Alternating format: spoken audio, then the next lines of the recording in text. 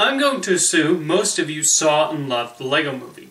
However, long before they turned the classic toy line into a clever satire on conformism, Phil Lord and Christopher Miller were responsible for a short-lived animated series on MTV that would showcase their writing talents and quick-witted humor. That was Clone High. And while we only have 13 episodes to enjoy, they all quite, I guess the right word is, special.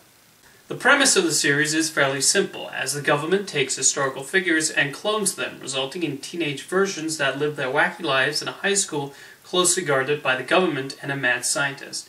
This is a show where the more you know about the real people, the funnier it is, though Lord and Miller are also able to make the series enjoyable even for those with minimal knowledge of Abraham Lincoln and Joan of Arc. It's very humorous seeing how they play around with them, though particularly with the two presidents featured as major characters. Lincoln is almost oblivious to a lot of things around him, while John F. Kennedy is portrayed as an utter jock. This is definitely one of those series where you wonder how they were able to get away with portraying somebody like Kennedy in this manner, but it's also exaggerated and silly, and it's also clear that they merely share their DNA and are not necessarily the actual historical figures. Of course, JFK was not exactly this way, but you can also see how the writers took some inspiration from his perception as a womanizing president. The character dynamics and interactions between them work because of how wild they are. This is most evident in the film festival episode, where we see them put together their own student films, with Lincoln going the inspirational sports film route, Gandhi wanting to make an action cop movie, and Joan of Arc going the more arty direction. However, while Kennedy, Cleopatra, and Joan of Arc share some similarities to their originals, Gandhi goes in the complete opposite direction.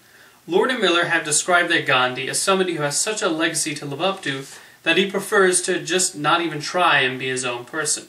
So Gandhi, while not the peaceful, non-violent man we know of, is still maybe the most likable and endearing character in Clone High. His party animal antics and devil-may-care attitude are very funny and perfectly in tune with the fast pace that is characteristic of Lord and Miller's sense of humor. There's no line the writers did not cross with Gandhi, the highlight of his many appearances being when he attempts a career as a rapper. It's not just the historical figures that provide a lot of laughs in Clone High. As the school's principal, Scudworth might be my favorite character on the series. Excellently voiced by Phil Lord, his desperation to take the clones away for his own plans is a hilarious running gag throughout the series.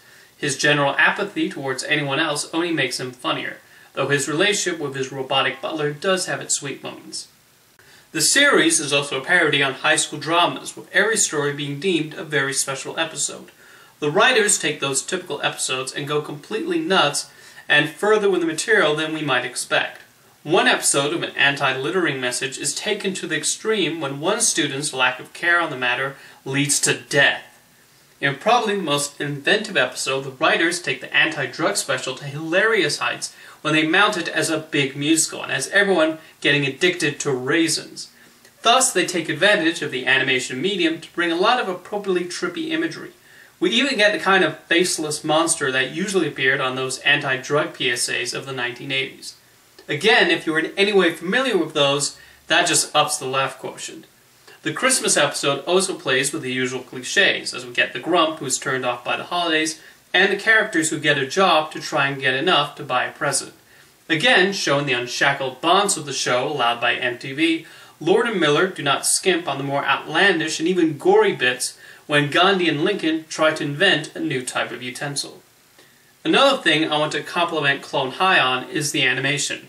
While it's very simplistic, it works in how they managed to emulate the 1950s style of studios like UPA. They even remove a couple frames just to make the gag that much funnier. This especially fits with Gandhi's hyperactiveness.